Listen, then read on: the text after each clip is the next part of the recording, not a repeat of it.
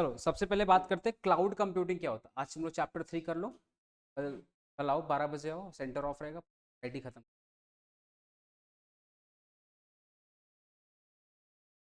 Cloud computing क्या होता है ध्यान समझो। क्लाउड कंप्यूटिंग क्या होता है सुनो। Cloud computing means using the internet to access और store data program instead of using the computer's hard drive. Simple सी बात है, आपके पास कोई भी डेटा है, आप उसको इंटरनेट पे स्टोर किए हैं, दैट इज क्लाउड कंप्यूटिंग। या कोई भी डेटा, सुनो ना, कोई भी डेटा इंटरनेट पे अवेलेबल है, आप उसको वहां से ट्रांसफर कर लिए। फॉर एग्जाम्पल, मैंने गूगल ड्राइव में कोई अपना पीडीएफ रखा है या कोई अपना वीडियो सेव कर रखा है, मेरा फ़ोन ख़राब हो गया, मैंने अपना लैपटॉप ऑन किया और गूगल ड्राइव से वो फोटोज़ और वीडियोज़ को मैंने ट्रांसफ़र कर लिया, तो कॉपी हो गया ना। एक तो सर्वर पे रहेगा, एक मेरे फ़ोन में आ गया। इसी को अपने क्या बोलते हैं, क्लाउड कंप्यूटिंग। ठीक है। अब ये तो हमने छोटे लेवल पे काम किया। जो बड़ी बड़ी कंपनीज होती हैं, जो बड़ी बड़ी कंपनी होती है, वो अपने सॉफ्टवेयर क्लाउड में रखती हैं। जैसे मेरा जो एप्लीकेशन है, मेरा एप्लीकेशन है, जो भी मैं वीडियो शेयर करता हूँ, मतलब एप्लीकेशन मेरा जितना भी वीडियो है, वो सब क्या है, सर्वर में है। वो सब क्या है, सर्वर में। सर्वर से जो जो एप्लीकेशन डाउनलोड करेगा, हर एक एप्लीकेशन वो सर्वर से क्या है, कनेक्टेड है।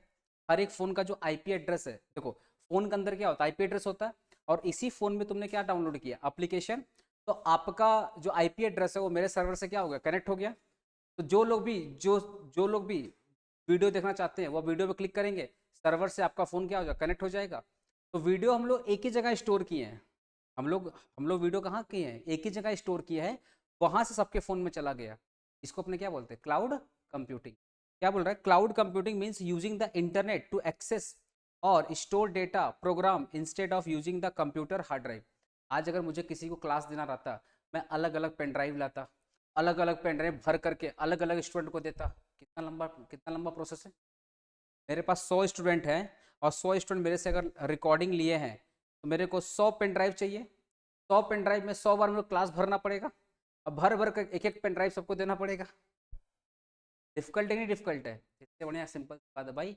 एक ठो बना दो एप्लीकेशन, एप्लीकेशन का रहेगा सर्वर, सारा क्लास कहाँ अपलोड कर देंगे, सर्वर में। तुम अपने फ़ोन के अंदर ये एप्लीकेशन डाउनलोड करोगे, तुम्हारे फ़ोन का जो आईपी एड्रेस है वो सर्वर से क्या हो जाएगा, कनेक्ट।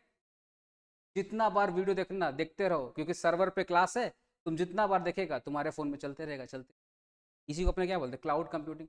तुम लोग ये देखा होगा, अमेजोन, नेटफ्लिक्स, अमेजन प्राइम, वो किससे चलता है भाई, सर्वर से चलता है ना, नेट से चलता है, सर्वर से चलता है। तुम्हारा यूट्यूब किससे चलता है, तुम्हारा यूट्यूब किससे चलता है, सर्वर से तो चलता है। हाँ, क्या बोल रहे हैं। हम लोग एक बार यूट्यूब में वीडियो डाल देते हैं, हेलो सुनो ना, हम लोग एक बार यूट्यूब में वीडियो अपलोड कर देते हैं, जिसके फ़ोन में यूट्यूब है सब में दिखना स्टार्ट हो जाता है। उसको बोलते हैं क्लाउड कंप्यूटिंग। तो क्लाउड कंप्यूटिंग से क्या कर सकते हो, आप अपने डेटा को स्टोर कर सकते हो, आप अपने डेटा को एक्सेस कर सकते हो। आज, हाँ, हाँ, और इसके लिए तुमको अलग से कोई पेन ड्राइव वगैरह का जरूरत नहीं है, कोई अलग से हार्ड डिस्क वगैरह का जरूरत नहीं है। इसको अपने बोलते हैं क्लाउड कंप्यूटिंग। बोलो क्लियर है, लाइव स्टूडेंट, क्लियर है क्लाउड कंप्यूटिंग क्या होता है। क्लाउड कंप्यूटिंग एग्जाम्पल है ना, अमेजन प्राइम, नेटफ्लिक्स, यूट्यूब, तुम्हारा तुम्हारा खुद का गूगल ड्राइव, वो सब याद रखना तुम लोग। Cloud computing. लाइव स्टूडेंट, ये वर्ड क्लियर है भाई, अरे बोलना भाई। ओके। टाइप्स ऑफ क्लाउड की बात करें, एक होता है पब्लिक क्लाउड। पब्लिक क्लाउड जैसे गूगल ड्राइव, गूगल ड्राइव क्या है आपका, पब्लिक क्लाउड है। आराम से आइए, आपका कोई, अरे तुम्हारे गूगल ड्राइव में अगर कोई डेटा है, तुम जब इच्छा है तब उसको तुम क्या कर सकते हो, एक्सेस कर सकते हो। हाँ, वही बोला कि Google service and resources are provided over the internet by the third party providers, anyone can use them, anyone can use them. तुम अगर अपने गूगल ड्राइव का पासवर्ड किसी को बता देगा, तो कोई भी यूज कर लेगा, है ना।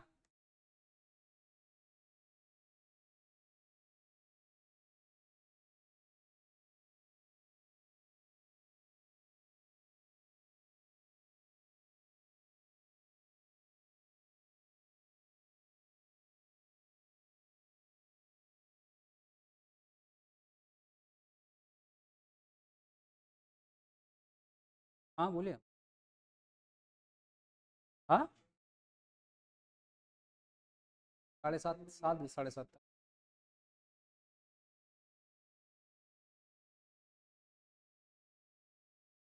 सुनो, गूगल ड्राइव में क्या होता है कि तुमने कोई भी डेटा, कोई भी फाइल आपने अगर उसमें अपलोड कर दिया तो किसी भी डिवाइस में जा करके तुम निकाल सकते। जैसे मेरा मेरा जो गूगल ड्राइव में डेटा है, हम तुम्हारे लैपटॉप में, तुम्हारे फ़ोन में जाकर एक्सेस ले लेंगे।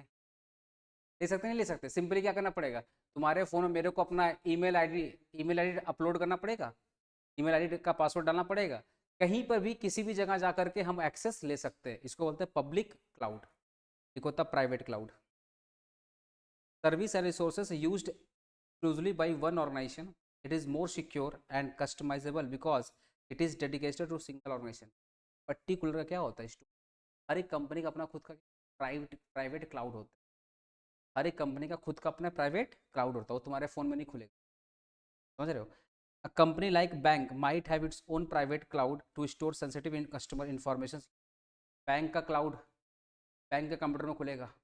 तुम कोशिश करेगा अपने फ़ोन में खोलने का, तुम्हारे पापा या तुम्हारे भैया किसी बड़ी कंपनी में अगर काम करते होंगे, देखना उनको लैपटॉप मिला होगा। लैपटॉप के अंदर जो सॉफ्टवेयर डाला गया है वो सॉफ्टवेयर वही उसी लैपटॉप में चलेगा। कल को वो सॉफ्टवेयर अगर कॉपी करके अपने लैपटॉप में चलाएंगे वो नहीं चलेगा, वो प्रोटेक्टेड होता है कि उनका जो लैपटॉप है वो किसी प्राइवेट क्लाउड से क्या है, कनेक्टेड है। तो प्राइवेट क्लाउड क्या होता है, सिक्योर होता है। तुम किसी भी डिवाइस में जाकर के ऐसा नहीं कर सकते। जैसे हम लोग गूगल ड्राइव है, कहीं पे जाके ओपन कर सकते हैं, प्राइवेट क्लाउड को तुम कहीं ओपन नहीं कर सकते हो।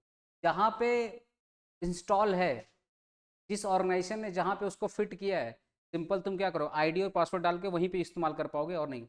बैंक में बहुत लोग काम करते हैं, बैंक के कंप्यूटर का जो पासवर्ड है सारे एम्प्लॉय को पता है, तो घर से भी तो काम कर सकते हैं, नहीं कर पाएंगे क्योंकि जो उनका क्लाउड है वो उनके लैपटॉप में ही चलेगा और कहीं नहीं चल पाएगा। नहीं तो लोग मैनिपुलेट नहीं कर लेंगे अपना खुद का।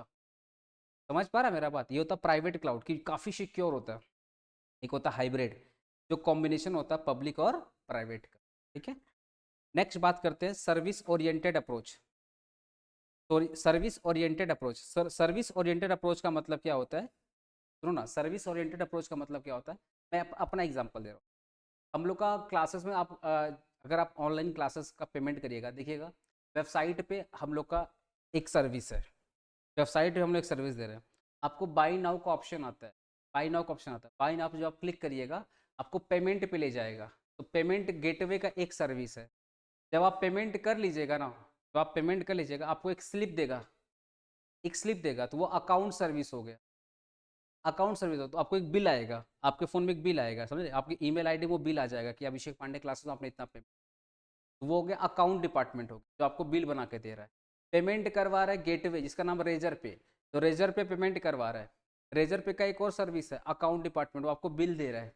और वेबसाइट जो होस्टिंग कर रहा है वो एक सर्विस हो, इसी को बोलते हैं सर्विस ओरिएंटेड अप्रोच। एक ही एप्लीकेशन में 3 ठो सर्विस है। एग्जाम्पल दे रहे हो, जोमेटो स्विगी में देखना, तुम लोग पहले इसको एक्सप्लोर करता है, क्या करता है, एक्सप्लोर करता है, वो एक सर्विस है। फिर तुम लोग क्या करता है, ऐड टू कार्ट करता है। ऐड टू कार्ट करके तुम्हारा वैल्यूएशन आता है, इतने रुपए का दाम है, इतने रुपए टैक्स, इतने रुपए डिलीवरी है, वो एक सर्विस है। फिर तुम लोग पेमेंट पे ऑप्शन करता है, देखना वो सर्कल घुमा करके तुमको पेमेंट पे ले जाएगा, वो एक सर्विस है। और आफ्टर पेमेंट के बाद तुमको बिल मिलता है, वो एक और सर्विस है। तुमको ट्रैक मिलता है, ट्रैक मिलता है कि मैप में कि कहाँ कहाँ पहुँचा है, कब कब तुम्हारा खाना कब कब लेकर आ रहा है, वो एक और सर्विस है। डिलीवरी होने के बाद तुमको कन्फर्मेशन मैसेज आता है, वो एक और सर्विस है। पूरे को बोलते हैं service oriented approach. Different different service मिलकर के काम कर रही है। समझा मेरा बात? तो service oriented approach is a way of designing software where different part of system provide the specific service that can be used by other part of system. मतलब एक सिस्टम दूसरे सिस्टम को क्या कर रहा है, यूज कर रहा है। एक सर्विस दूसरे सिस्टम को हेल्प करेगी, नहीं हेल्प कर रही, एक सर्विस दूसरे सर्विस को हेल्प कर रही है, इसी को बोलते हैं अपने service oriented approach. These services are designed to be reusable and combined in various way to build a different. These services क्या कर रही है, देखो ना, these services are designed to reusable and can be combined in various way to build a different application। सारे services को मिला करके डिफरेंट डिफरेंट एप्लीकेशन बना। आपको पता है हम लोग का जो पेमेंट गेटवे है और हम लोग का जो वेबसाइट है, दोनों एक में मिला हुआ है। तुम एप्लीकेशन से भी अगर क्लास खरीदेगा सेम पेमेंट गेटवे है, तुम वेबसाइट से भी क्लास खरीदेगा तो सेम पेमेंट गेटवे। तो रीयूजेबल है कि नहीं रीयूजेबल है, कि मेरे पास एक ही पेमेंट गेटवे है जो मैं वेबसाइट के लिए भी यूज कर रहा हूँ और मैं एप्लीकेशन के लिए भी यूज कर रहा हूँ। ये तो रीयूजेबल हो गया कि एक सर्विस मैं दोनों के लिए यूज कर रहा हूँ। मेरे पास एक ही पेमेंट गेटवे है रेजर पे का, मैंने एप्लीकेशन भी वही डाल दिया, मैंने वेबसाइट में वही डाल दिया। तुम वेबसाइट से खरीदोगे तब भी रेजर पे में पेमेंट आएगा, तुम एप्लीकेशन से खरीदेगा तब भी किसमें पेमेंट आएगा, रेजर पे में पेमेंट आएगा। This is a service. देखो मैंने एग्जांपल दिया, पिज्जा डिलीवरी कंपनी का सॉफ्टवेयर क्या होता है, एक होता है ऑर्डर सर्विस, एक होता है ना ऑर्डर लेता है, एक होता है पेमेंट सर्विस, एक होता है डिलीवरी सर्विस। देखना कहाँ कहाँ आपका पिज्जा लेके पहुंचा, पूरा मैप दिखाता है नहीं दिखाता है। एक होता है डिलीवरी सर्विस, एक होता है पेमेंट सर्विस, एक होता है ऑर्डर सर्विस। समझा ना। इसका एडवांटेजेस क्या है, इसका बेसिक एडवांटेजेस है ना वो आपका है रीयूजेबिलिटी का। रीयूजेबल का मतलब क्या होता है, एक ही सर्विस आप 2-3 जगह यूज कर सकते हो। तो मैंने एग्जांपल दिया, मेरा खुद का जो पेमेंट गेटवे है मैंने एप्लीकेशन में भी डाल दिया और वेबसाइट में भी डाल दिया, दैट इज अ रीयूजेबिलिटी। एक होता है फ्लैक्सिबिलिटी। फ्लैक्सिबिलिटी मतलब क्या है, अगर पेमेंट गेटवे खराब होगा तो हम वही ठीक करेंगे, हम पूरा ऐप नहीं ठीक करने चाहेंगे, पूरा वेबसाइट ठीक करने नहीं चाहेंगे। ये होता है flexibility. Service can be updated और replaced independently without affecting the entire system. अगर मेरा रेजर पे खराब हो गया, मैं क्या करूंगा, रेजर पे से अगर मेरा बढ़िया तालमेल नहीं बैठ रहा है, मैं फोन पे का गेटवे ले लूंगा, मैं पेटीएम का गेटवे ले लूंगा, लेकिन मेरा एप्लीकेशन तो चेंज नहीं होगा। तो मेरा एप्लीकेशन तो चेंज नहीं होगा, मैं खाली अपना गेटवे चेंज कर लूंगा। तो अलग अलग पार्ट होता है, जैसे एग्जांपल तुम्हारे बाइक में देखो ना, बाइक में अलग अलग पार्ट होते हैं। तो अगर टायर खराब होगा तो पूरा बाइक चेंज कर देगा क्या? अगर टायर खराब होगा तो पूरा बाइक चेंज करेगा क्या? नहीं। तो वही बोल रहे हैं फ्लेक्सिबल है। जो पार्ट डिफरेंट, जो पार्ट में प्रॉब्लम वो पार्ट को हटा दो, जिस पार्ट को घटाना है जिस पार्ट को बढ़ाना है उसको बढ़ा सकते हो। That is called scalability. Scalability का मतलब समझ रहे हो?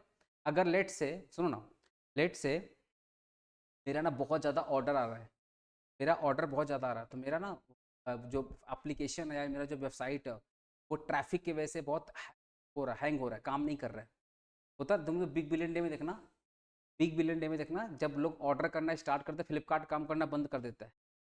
अरे जब ऑफर वगैरह में देखना फ्लिपकार्ट काम करना बंद कर देता है, क्योंकि सब लोग मिलकर क्या कर रहा है, ऑर्डर कर रहे हैं।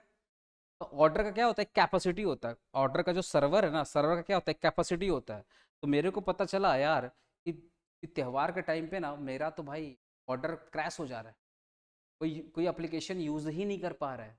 मैंने क्या किया, ऑर्डर वाला जो सर्विस है उसको एक्सपेंड कर दिया, जिससे नंबर ऑफ ऑर्डर ज़्यादा आए। समझ पा रहा है? तो इसको बोलते हैं स्केलेबिलिटी, कि जो सर्विस का डिमांड ज़्यादा होगा उसको क्या करेंगे, बड़ा कर देंगे, जो सर्विस का डिमांड कम होगा उसको क्या करेंगे, छोटा कर देंगे। देखो each services can be scaled independently, हर एक सर्विसेज को अलग अलग तरीके से हम लोग बढ़ा सकते हैं। If the order size getting a lot request, अगर ऑर्डर ज़्यादा आ रहा है, it can be scaled up without needing to scale the payment delivery system. हम सिर्फ ऑर्डर सिस्टम को, ये जो मेरा ऑर्डर है ना, ये ऑर्डर सर्विसेज को हम एक्सपेंड कर देंगे विदाउट एक्सपेंडिंग पेमेंट सर्विसेज और डिलीवरी सर्विस। बिकॉज इसमें प्रॉब्लम नहीं है, प्रॉब्लम कहाँ है, इसमें है।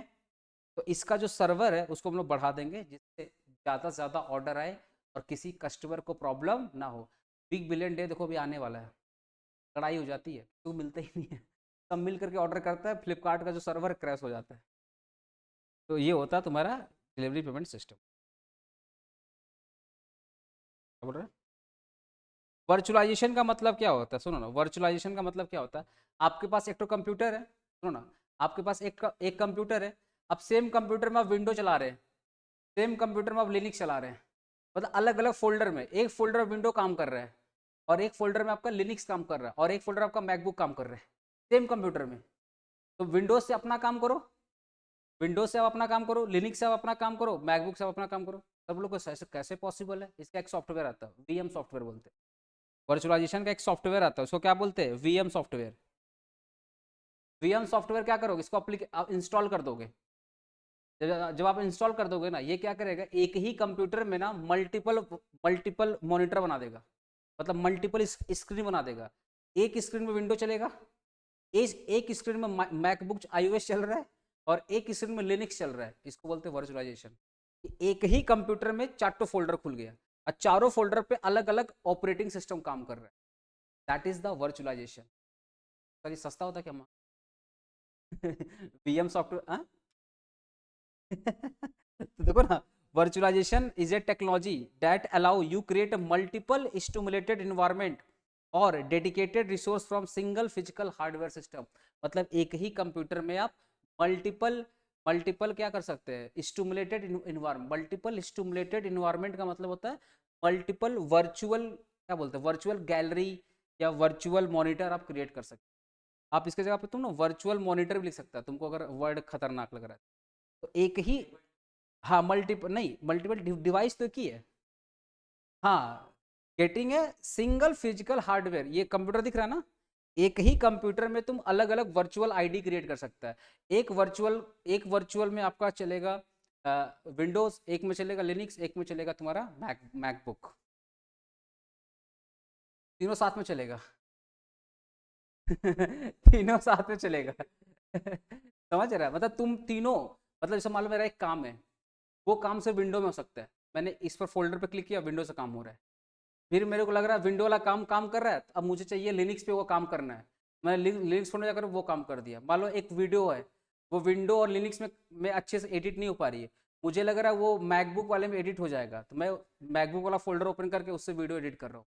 मतलब एक ही कंप्यूटर में तीनों का मजा ले रहे हैं। देखो ना, imagine imagine you have powerful. हाँ सर, गुड इवनिंग।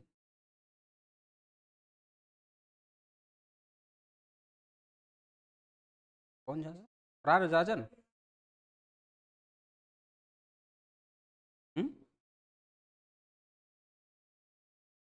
तो वो पूरा ग्रुप करता है, वो लोग सेमेस्टर 4 से कर रहे हैं सर, वो लोग मेरे पास भी वो दुआ ही पढ़ता है, शुरू से पढ़ रहा है। मेरे से वो करता है पूरा, एक मतलब मैथ पढ़ते विजय सर से, और ऑडिट इकोनॉमिक्स आपका ये सब टैक्सेशन में, टैक्सेशन और अकाउंटेंसी वहाँ पे करता है, और इधर भी करता है सर, दोनों जगह करता है। जैसे वो लोग पुराना स्टूडेंट है उनका, समझे आप। हाँ, जैसे मेरे से नहीं मिला था तब से वो लोग पढ़ता वहाँ पे। तो नहीं नहीं, ये लोग तो मेरा स्टूडेंट थ्योरी वाला था ना सर, जब हम तो प्रैक्टिकल सेमेस्टर 4 से पढ़ा रहे हैं ना सर, तो सेमेस्टर 4 के पहले।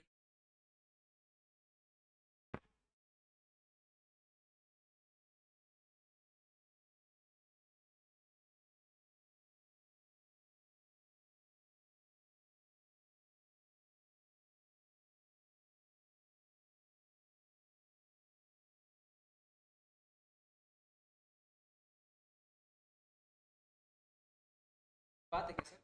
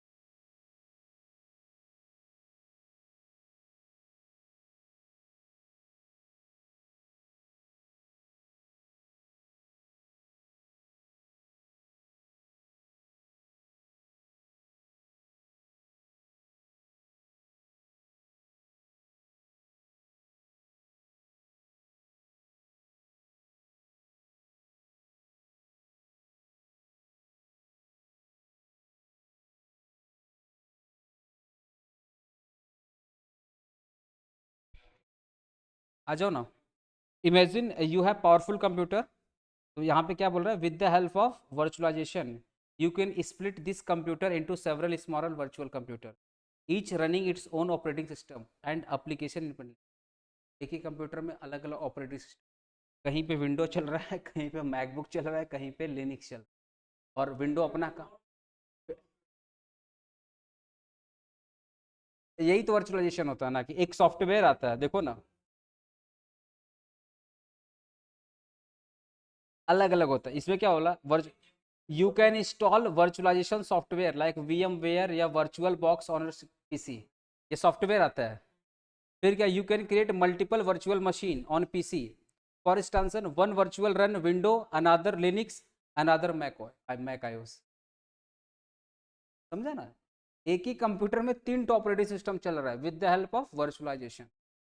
तो भाई जो काम विंडोज होता है विंडोज करो, जो लिनक्स लाइट होता है, जो काम लिनक्स हो रहा लिनक्स करो, जो काम तुम्हारा हो सकता है बड़ा बड़ी हैवी हैवी जो वीडियोस होते हैं वहाँ पे विंडो थोड़ा लड़खड़ा जाता है, देखना जो मैकबुक वगैरह का जो, तो मैकबुक वगैरह एडिट एडिट करने के लिए बहुत अच्छा होता है, मैकबुक जो एप्पल का जो कंप्यूटर होता है। आपके पास बहुत हैवी वीडियो है, वो विंडोज़ वहाँ पे लड़खड़ा जा रहा है, तो कोई बात नहीं, आप तीसरा वाला फोल्डर से वीडियो वीडियो एडिट करो, ये होता है वर्चुअलाइजेशन।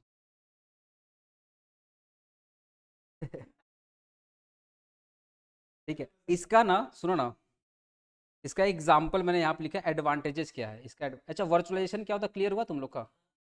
इसका एग्जाम्पल क्या है, ये देखो, इसका क्या है बेसिकली एडवांटेजेस। पहला, इसका एडवांटेज पहला क्या, कॉस्ट सेविंग। भाई तुम्हारा 3 कंप्यूटर का काम तुम 3 कंप्यूटर का पैसा बचा लिया, कॉस्ट सेविंग पहला।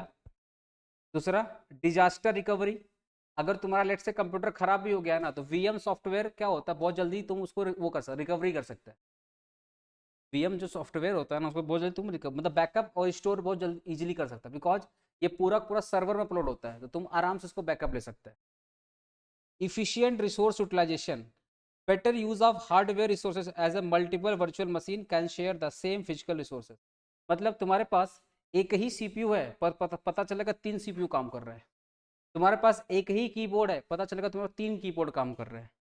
तो एक ही सिस्टम को अब तुम बहुत अच्छे से यूटिलाइज कर पा रहे हो, तुमको अलग से 4 कंप्यूटर रखने का जरूरत नहीं है, एक ही कंप्यूटर को तुम अच्छे से यूज कर पा रहा है, इसको बोलते हैं बेटर यूटिलाइजेशन। देख भाई, कॉन्सेप्ट क्लियर हो जाएगा ना, तो खुद से बना के लिख के आएगा, वरना है 5 चैप्टर है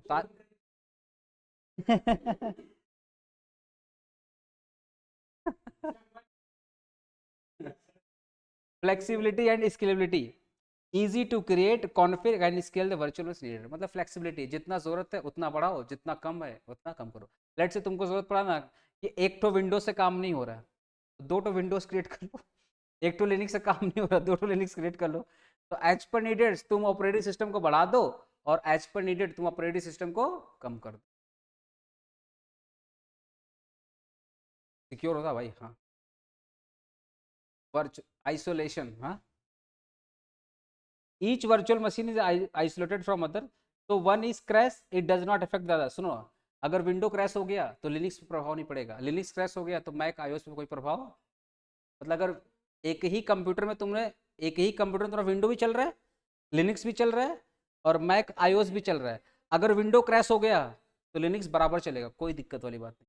लिनक्स अगर क्रैश हो गया तो मैक ओएस बराबर चलेगा, कोई दिक्कत वाली बात नहीं है। ये थे इसके एडवांटेज। अच्छा, इसका डिसएडवांटेज क्या है? पहला, कॉम्प्लिसिटी, बनाना कठिन है।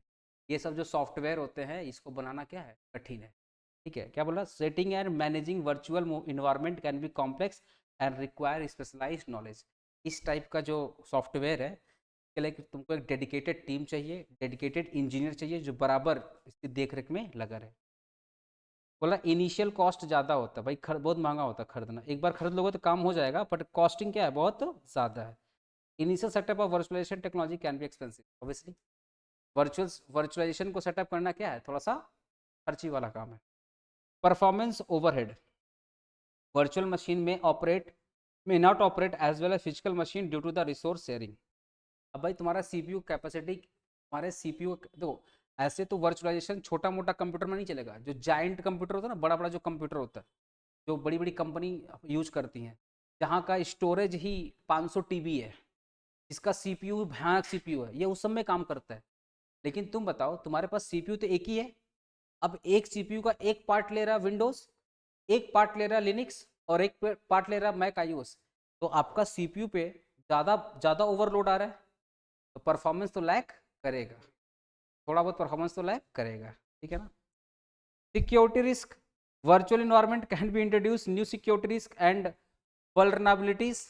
ठीक है ना, अगर तुम इसको ढंग से सिक्योर नहीं किया, ये थोड़ा सा रिस्की भी हो जाता है, बिकॉज एक ही मशीन पे तुम्हारा 3 काम हो रहा है, गलती से हैक्ड हो गया तो 3 काम हैक्ड हो गया, तो रिस्क भी है यहाँ पे। If you not properly secured, breach one virtual machine might have attackers access to the host machine और other virtual machine। मैंने क्या बोला, अगर इसको तुम ढंग से सिक्योर नहीं किया, तो एक ही कंप्यूटर में तुम 3 काम कर रहे हो, तुम्हारा 3 काम क्या हो गया, हैक्ड हो गया। ये बेसिकली क्या होता है, security risk. Software licensing, using licensing for software in virtual environment can be more complex and costly. Virtualization के लिए तुमको लाइसेंस लेना, ठीक है ना. Some software vendors have different license terms of virtualize more environment which can be increase the cost.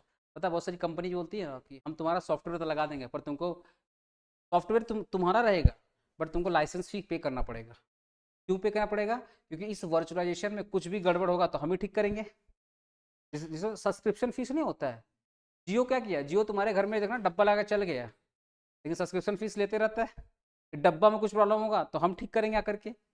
ऐसी ही जो कंपनियां क्या करती है ना, जिसको भी सेल करती है उसको लाइसेंस दे देती है. बोले आपको ना हर साल लाइसेंस फी पे करना पड़ेगा. नहीं लाइसेंस फी करिएगा कोई बात नहीं, हम यहाँ से गड़बड़ कर देंगे.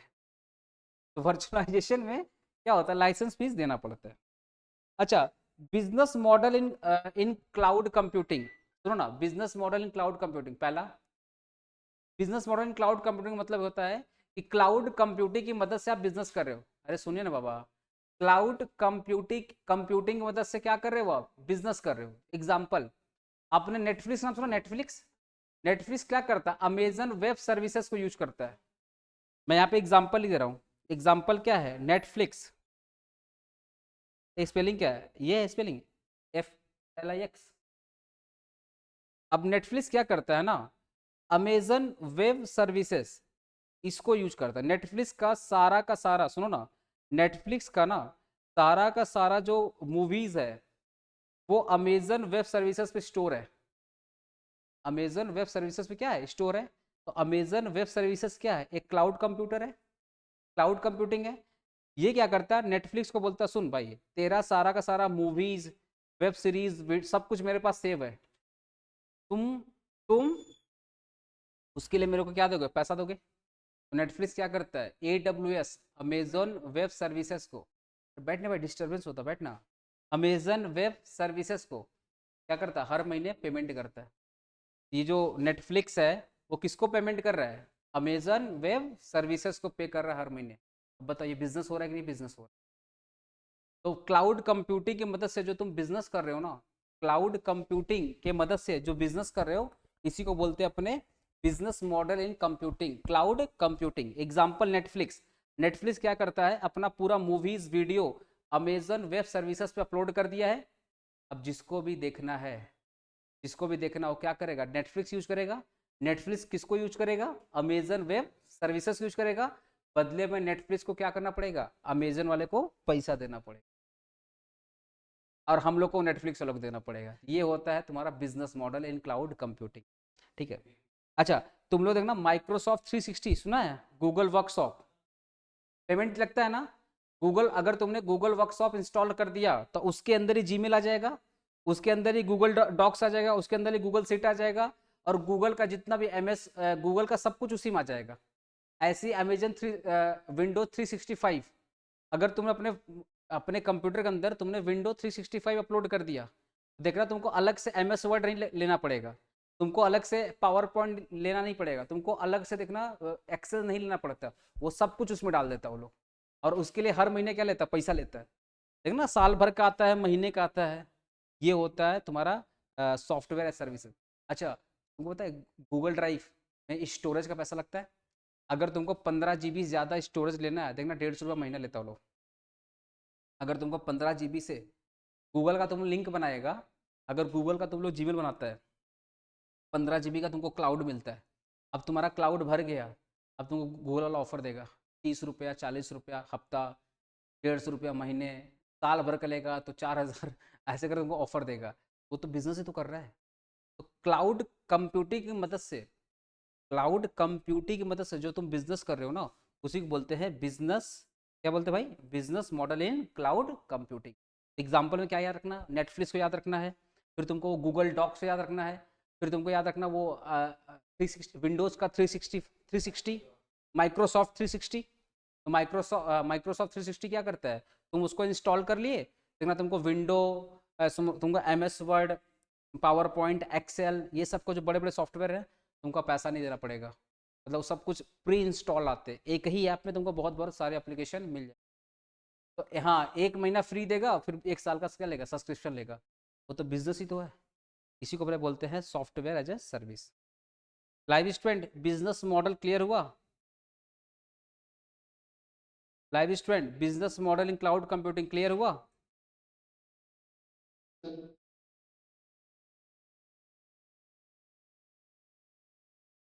हेलो।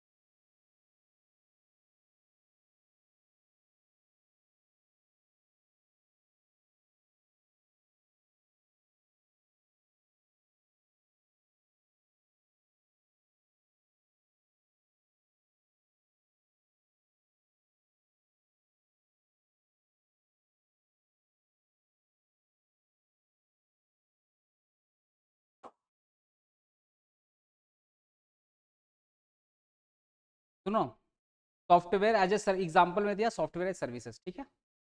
अब मैंने बहुत सारे एग्जाम्पल दे दिया, आप पढ़ लीजिएगा। एग्जाम्पल मैंने भर भर के दिया है आईटी में कि भाई तुमको कुछ तो समझ में आए। बहुत सारे एग्जाम्पल दे दिया तुमको, एक आध दो तो समझ में आ जाएगा, हमारा काम हो जाएगा। कॉजेज, अच्छा व्हाट आर द कॉज, सुनो ना, what are the use case of cloud computing. Cloud computing का यूज कहाँ पे होता है? फाइल स्टोरेज बैकअप में, हम लोग अपना बहुत सारा फाइल रखते हैं ना गूगल ड्राइव में। फिर वेबसाइट होस्टिंग है, भाई मेरा वेबसाइट का जो सर्वर है वो तो किसी ना किसी क्लाउड में तो स्टोर होगा, ठीक है। सॉफ्टवेयर डेवलपमेंट टेस्टिंग, बहुत सारी कंपनियां करती है, सॉफ्टवेयर बनाती हैं और सर्वर पे अपलोड कर देती हैं, उसके लिए भी काम आता है। Data analysis, using cloud services to analyse large amount of data quickly and efficiently. हम लोग क्या करते हैं, पूरा का पूरा जो डेटा है वो सर्वर पर अपलोड कर देंगे और इजीली क्या होता है, काउंट हो जाता है। एग्जाम्पल देखो ना, a health care company use Google cloud to analyse the patient data, identifying health trend. This help to provide better care and make inform decision. जो भी पेशेंट का, सुनो ना, जो भी पेशेंट का डेटा है वो लोग क्या करते हैं, गूगल ड्राइव में, तो गूगल का जो स्टोरेज उसमें अपलोड कर देते हैं। एक ही स्टोरेज में सारा डेटा रहता है। तुम लोग कभी एक्सेल एक्सेल यूज किया होगा, देखना एक एक बटन से सारा डेटा निकल जाता है, कितना सेल हुआ है, कितना खर्चा हुआ है, सब कुछ निकल जाता है, फार्मूला बेस्ड होता है। ऐसे ही लोग क्या करता है ना, हेल्थ केयर कंपनी, हॉस्पिटल लोग क्या करता है, गूगल क्लाउड को यूज करेगा to analyse the patient data, identifying health trend. तो कैसे करेगा पता है, अलग अलग बीमारी के हिसाब से अलग अलग पेशेंट होंगे, सबकी कैटेगरी बना के रखा है। भैया हार्ट वाले कितने पेशेंट हैं, हाँ हाँ फिल्टर, हाँ हार्ट वाले कितने पेशेंट है, स्किन के कितने हैं, ठीक है, ये बीमारी कितने हैं, सबको स्टोर कर दिया और इजीली क्या कर देता है, उसको एनालिसिस कर देता है, डेटा एनालिसिस। हाँ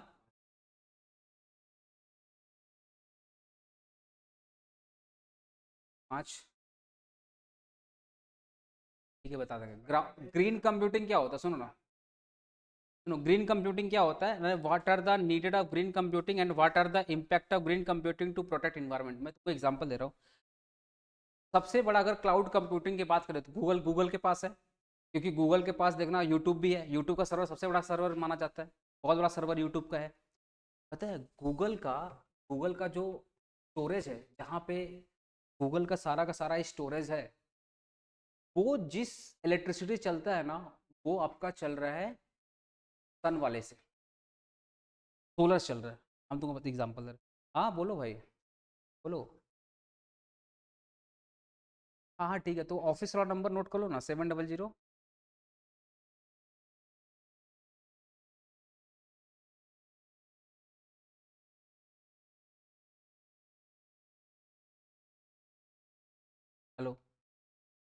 3655 478। इसे सारा इन्फॉर्मेशन लिख के भेज दो, ठीक है, सारा इन्फॉर्मेशन, नाम वाम सब लिख दो, डिलीवरी वगैरह सब लिख दो, screen.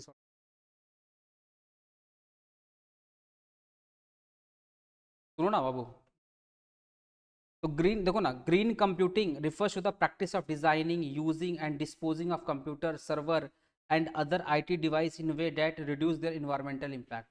It focus on making IT operation more efficient and environmental friendly. Biggest biggest example है गूगल. गूगल का जितने भी स्टोरेज है, जितने भी स्टोरेज है ना, सबको सारे डेटा, देखो सर्वर किससे चलता है, सर्वर जो है, सर्वर में क्या डेटा फिट है, बट उस सर्वर को ही चलाने के लिए चाहिए इलेक्ट्रिसिटी.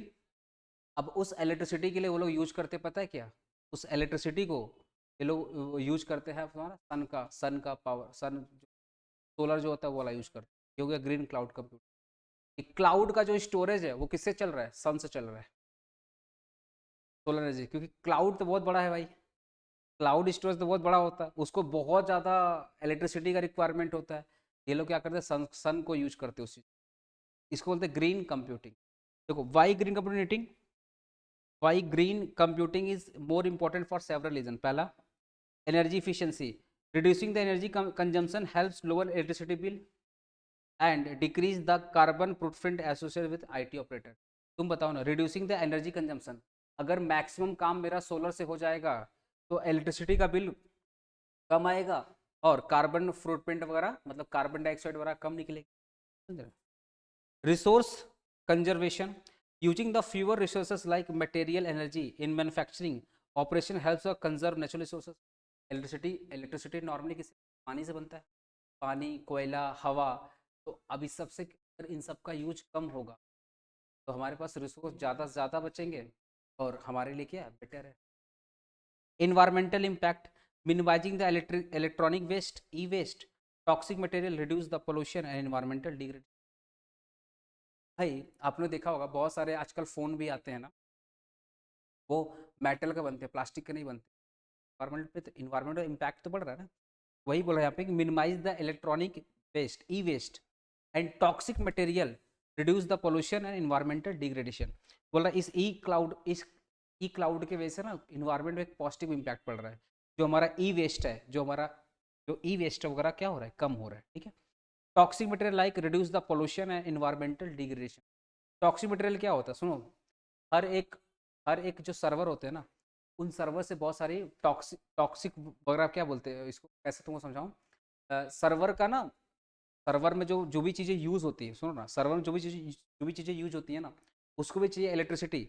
अब उस इलेक्ट्रिसिटी को यूज करने के लिए तुमको चाहिए या तो पानी या हवा या कोयला चाहिए. तो वो सब यूज ना करके तुम क्या यूज कर रहे हो बेसिकली, ये सन को यूज कर रहे हो. तो वो जो वेस्टेज होने वाला था वो वेस्टेज क्या होगा, कम होगा. तो पॉजिटिव क्या हो रहा है, इम्पैक्ट हो जा रहा है. और आपको पता है सर्वर में भी कचरा होता है.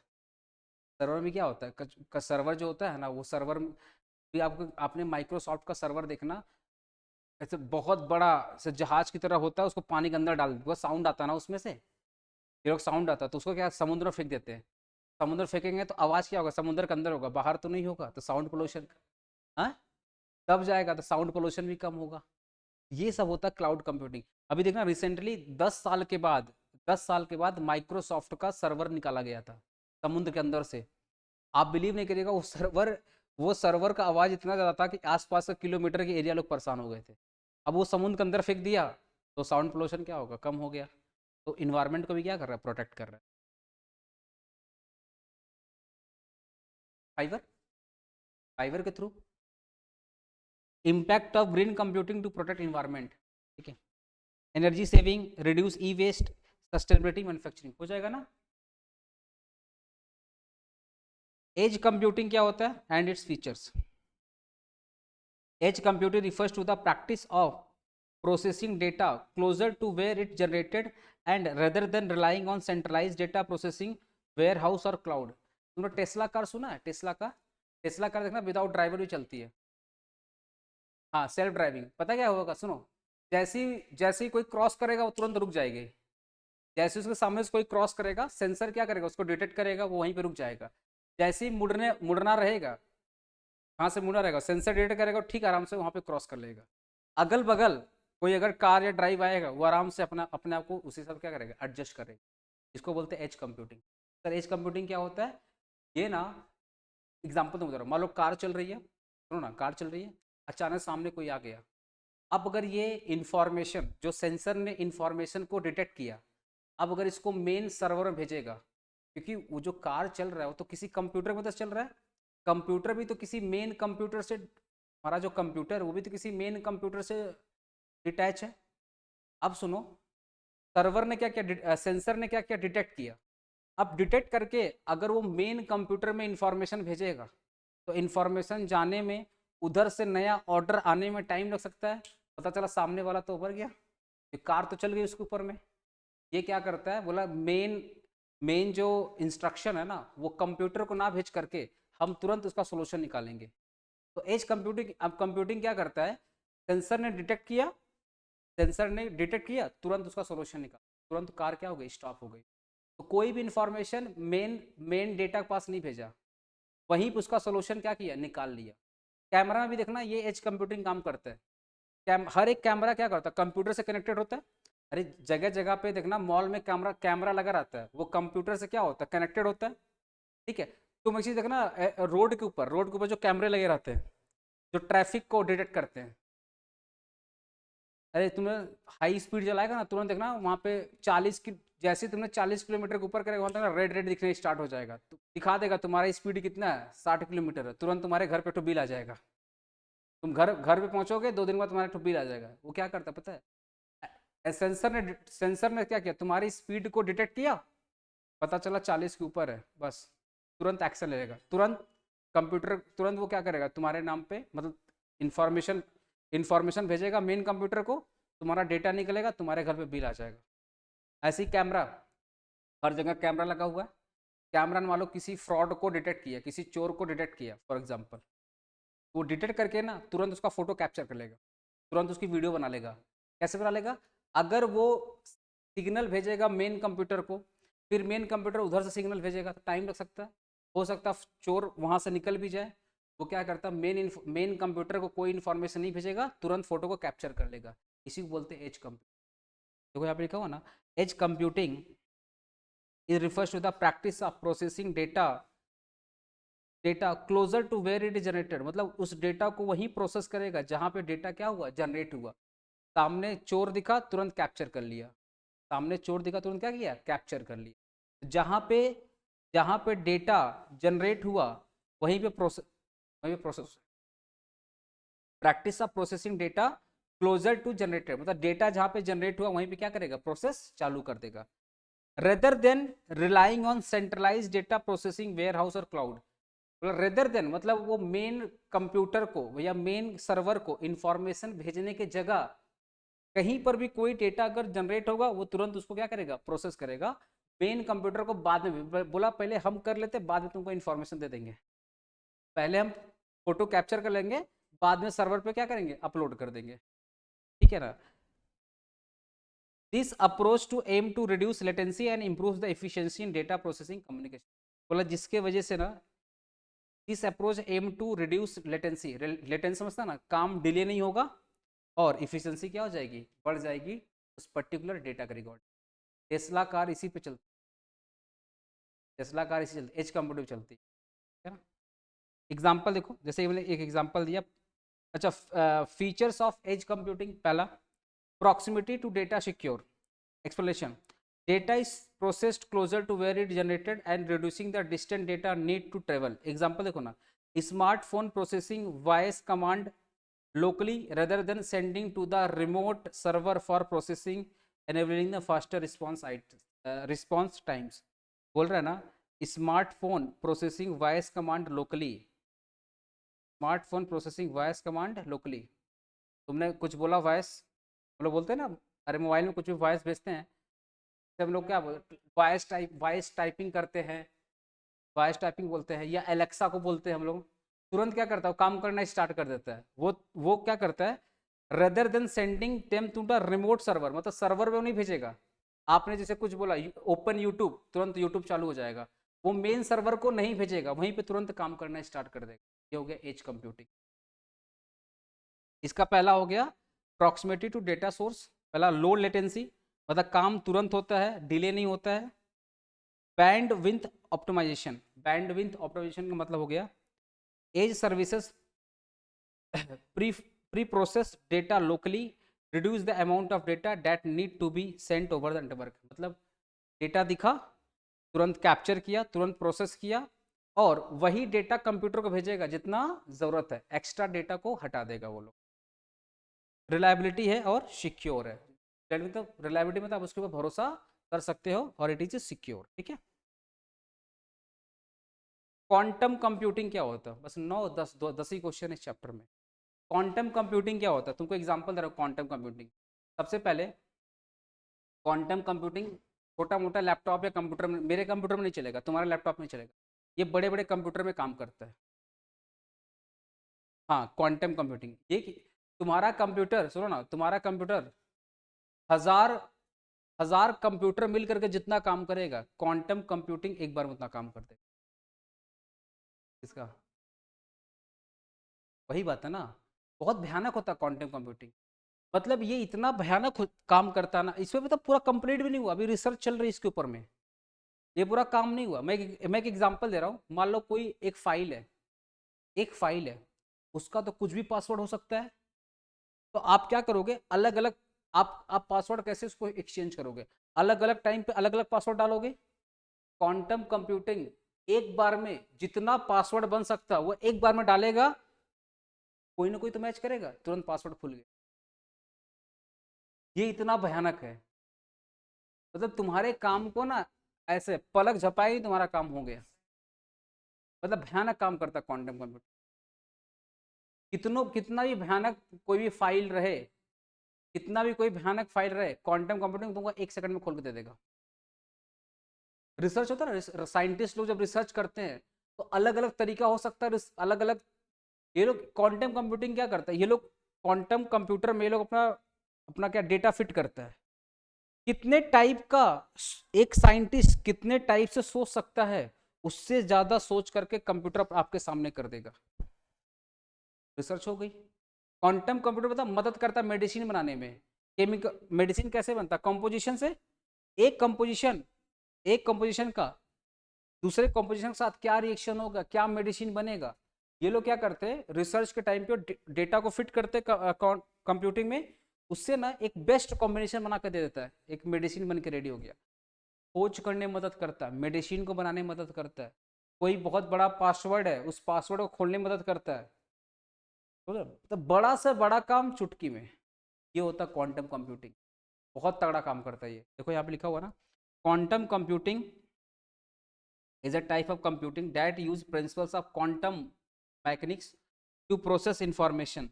Unlike traditional computer that use bit to represent information as a either 0 or 1, हम लोग क्या करते हैं, बिट यूज करते हैं, या तो 0 होगा, अरे तुम लोग बाइनरी सिस्टम पढ़ा होगा ना, वहाँ 0 1 कैसे करेगा। तो बोल रहा है यहाँ पे कि जो ट्रेडिशनल कंप्यूटर है या तो वो 0 यूज करेगा या तो 1 यूज करेगा। क्वांटम कंप्यूटिंग पता क्या बोलता है, बोलता 0 भी रहेगा 1 भी रहेगा, दोनों एक साथ, एक साथ 0 भी रहेगा और एक साथ 1 भी रहेगा। Quantum computer use quantum bits और qubits which can represent and process the information as a both 0 and 1 simultaneous। हम लोग ट्रेडिशनल कंप्यूटर, जब ट्रेडिशनल हमारा जो कंप्यूटर होता है, तुम लोग बाइनरी सिस्टम में देखना, या तो 0 होगा या तो 1 होगा। क्वांटम कंप्यूटर पता क्या बोलता है, एट ए टाइम 0 भी रहेगा और एट ए टाइम 1 भी रहेगा। मतलब ऐसे होता है ना, हम लोग सिक्का उछालते हैं, या तो हेड आएगा या तो टेल आएगा। क्वांटम कंप्यूटर बोलता है एट ए टाइम दोनों, हेड और टेल दोनों।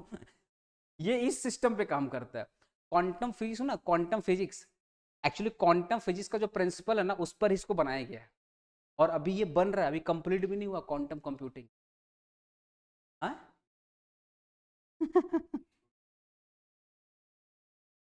This allow quantum computer to solve complex problem much faster than classical computer।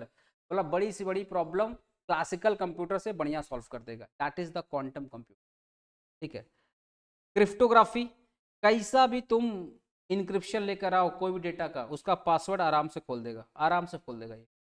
कोई भी तुम, हाँ कोई भी तुम पासवर्ड लेकर आओ, एक बार में ना ये पता क्या करे, एक बार में ना करोड़ों पासवर्ड डालेगा, कोई तो मैच करेगा। समझ रहे हो ना। ड्रग मेडिसिन डिस्कवरी में हेल्प करता है। ठीक है। Optimization problem, quantum computer can solve the optimization problem before efficiently than the classical computer, जैसे optimizing supply chain, traffic flow, financial portfolio by considering the vast number of variable simultaneously. For example तुमको समझ में नहीं आ रहा है कि तुम्हारा supply chain कितना होना चाहिए, मतलब सप्लाई चेन कैसा हो, ट्रैफिक का फ्लो कैसा हो, फाइनेंशियल पोर्टफोलियो कैसा हो। ये बोला कोई बात नहीं, तुम सारा डेटा को फिट कर दो, एक बार वो तुमको बता देगा कि तुम्हारे पास इतना फाइनेंस होना चाहिए, इतना पैसा तुमको सप्लाई पे खर्चा करना चाहिए, इतना तुमको इस पर खर्चा करना चाहिए। मतलब ये ऐसा कंप्यूटर है ना, जिस ये डेटा को तुम फिट करोगे, ये बेस्ट से बेस्ट पॉसिबिलिटी तुम्हारे सामने लाके खड़ा कर देगा। ये होता है क्वांटम कंप्यूटर। बोल। हाँ। कौन कौन क्या बोला? क्या? हैकर लोग? हैकर लोग को हाथ लगेगा तब ना बाबू, हैकर लोग को हाथ नहीं लगेगा। ये सब बहुत भयानक बहुत महंगा भी होता है ना, और ये सब मतलब साइंटिस्ट लोग यूज करता है, रिसर्च एंड डेवलपमेंट में यूज किया जाता है, और ये बहुत महंगा होता है। बड़ी बड़ी कंपनी इसको मतलब समझ रहे हो यूज करती हैं। ये जायंट कंप्यूटर होता है, बहुत भयानक होता है ये, तुम्हारा ट्रेडिशनल कंप्यूटर की तरह नहीं होता, और भी खतरनाक हो जाएगा। एडवांटेज क्या क्वांटम कंप्यूटर का? पहला स्पीड है भाई, कॉम्प्लेक्स प्रॉब्लम एक बार सॉल्व कर देगा। फ्यूचर इनोवेशन बोले ना, नया तरीका क्या हो सकता है ये डेवलप कर देगा। इफिशियंसी, बहुत इफिशियंट है। इफिशियंट मतलब कोई भी काम बहुत मतलब आंख बंद करोगे काम हो जाए, बहुत भयानक इफिशियंट है। चैप्टर का लास्ट टॉपिक है, लास्ट टॉपिक है इस चैप्टर का, बिग डेटा। बिग डेटा क्या होता है, what are the challenges of big data and how to overcome the challenge of big data. एकदम इजी टॉपिक है। बिग डेटा का मतलब क्या होता है? Big data refers to the large amount of data that are too complex और massive of traditional data processing software to handle efficient. बोल रहा big data refers to a large amount of data that are complex or massive for traditional data processing software to handle efficient.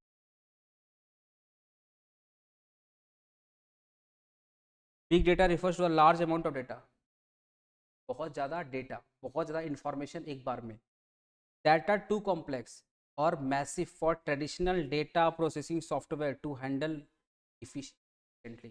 बोला एक particular soft computer है, एक computer आपने बहुत सारा information डाल दिया, तुम्हारे फ़ोन में स्टोरेज नहीं रहता। सुनो ना, तुम्हारे फ़ोन का जब स्टोरेज खत्म हो जाता है ना, फ़ोन लैग करना स्टार्ट करेगा। ऐसे ही एक कंप्यूटर है, एक कंप्यूटर में तुमने बहुत सारा वीडियो डाल दिया, बहुत सारा फोटो डाल दिया, बहुत सारा डेटा डाल दिया, अब उसका पूरा का पूरा स्टोरेज खत्म हो गया, कैसे काम करेगा? तुम्हारा तुम्हारा जो कंप्यूटर है वो लैग करना स्टार्ट कर देगा। तो बिग डेटा मतलब बेसिकली यही होगा कि lots amount of data that are complex और massive for the traditional data processing software to handle efficiently. इसके अंदर क्या क्या सकता है? It include structured, semi structured and unstructured data from various source. मैंने क्या बोला? आपने अपने कंप्यूटर के अंदर सही डेटा, आधा अधूरा डेटा, तो उल्टा से जो डेटा मिल रहा है आप फिट करते चले जा रहे हो, फिट करते चले जा रहे हो, तो बोलते हैं बिग डेटा। मतलब एक कंप्यूटर में अगर लॉट्स ऑफ डेटा अवेलेबल रहेगा, एक सर्वर पे अगर बहुत सारा डेटा अपने अवेलेबल रहेगा, ठीक है, जो बहुत ज़्यादा कॉम्प्लेक्स है, कॉम्प्लेक्स मतलब समझ रहे हो, आपने जो पाया वो फिट कर दिया, आपने उसको डिज़ाइन नहीं किया प्रॉपर तरीके से, तो बोलते हैं बिग डेटा। ठीक है। चैलेंज क्या है? इसका वॉल्यूम बहुत ज़्यादा होता है, dealing with the vast amount of data generated daily. Daily क्या हो रहा है? डेटा जनरेट हो रहा है, तुम्हारे कंप्यूटर में आया जा रहा, आया जा रहा, इसको बोलते हैं volume. Velocity, managing the speed at which data is generated and need to the process.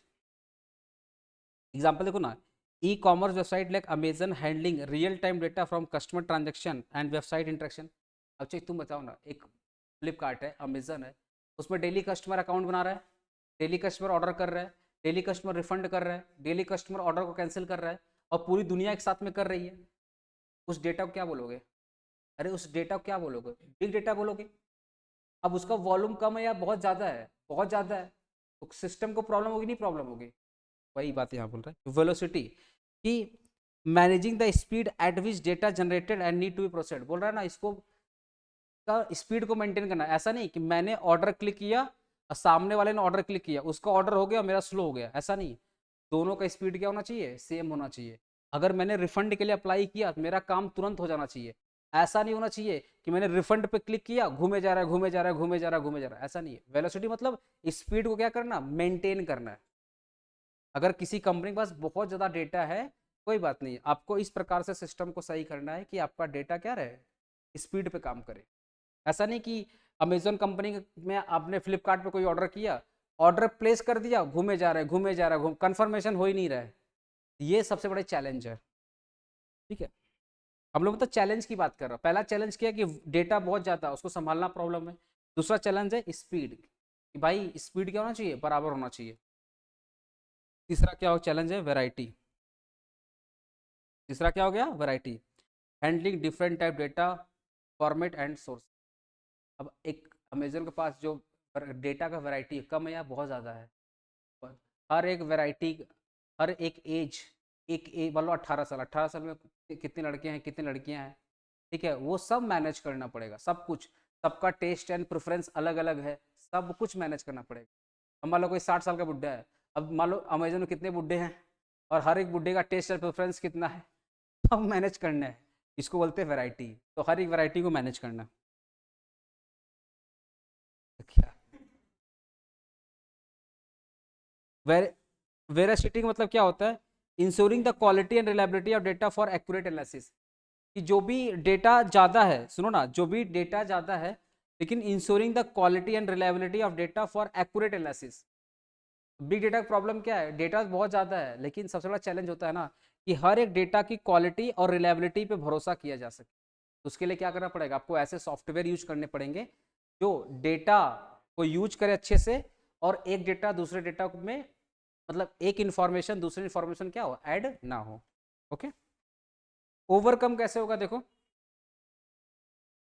Overcome the challenge of big data. पहला है scale infrastructure, use cloud computing platform that offer scalable storage and processing the capability. बोल रहा है एक ही जगह पर data रखने से बेटर होगा, क्या यूज करना स्टार्ट कर दो, क्लाउड स्टोरेज स्टार्ट कर दो। फिर बोला advance analytical tools, deploy advance analytical tools and algorithm, ठीक है, to process and analysing the big data. जो बोला जो बिग डेटा है ना उसको एल्गोरिदम से यूज, कंप्यूटर यूट्यूब यूट्यूब किससे चलता है, एल्गोरिदम चलता है ना। तो बोला जो बहुत सारा डेटा है ना उसको तुम एल्गोरिदम से यूज करो। फिर बोला data integration, integrate diverse data source and format to create a unified view of data. जैसे एग्जांपल है integrating customer data from CRM system, social media platform and online transaction to gain a comprehensive understanding the customer behaviour. बोला किसी customer का behaviour तुमको check करना है तो CRM, customer CRM समझता है, सीआरएम बेसिकली क्या होता है, जहाँ पे कस्टमर का ना सब कुछ, जो कस्टमर का जो अकाउंट होता है ना, कस्टमर का सब कुछ, नाम, एज, एड्रेस, ठीक है, वो पूरे साल भर में कितना बार ट्रांजेक्शन करता है, ठीक है, कितना वो डिमांड करता है, कितना रिफंड करता है, सब कुछ फीड करते हैं जिस सॉफ्टवेयर में, उस सॉफ्टवेयर बोलते हैं CRM software, customer relationship manager, हाँ उसको सीआरएम। तो बोल रहा है ना कि integration data, data integration, integrate diverse data from the source and format to create a unified view of data. बोल रहा है ना कि एक एक एक पर्टिकुलर जो कस्टमर है उसका बहुत सारा डेटा अवेलेबल है, कहाँ अवेलेबल है, सीआरएम में अवेलेबल है, सोशल मीडिया प्लेटफॉर्म अवेलेबल है, और ऑनलाइन ट्रांजेक्शन जो करता है उसमें अवेलेबल है। तो वहाँ से सारा का सारा डेटा कलेक्ट करके एक जगह पे लिख लो। उससे क्या रहेगा, मान लो अर्नब, अर्नब का सारा इन्फॉर्मेशन एक जगह पे कलेक्ट हो गया, अब उसको सर्वर पर डाल दिया गया, तो अर्नब से रिलेटेड कोई भी डेटा आएगा कंपनी आराम से इजीली कर लेगी इस एक्सपोज। हाँ वही बात है।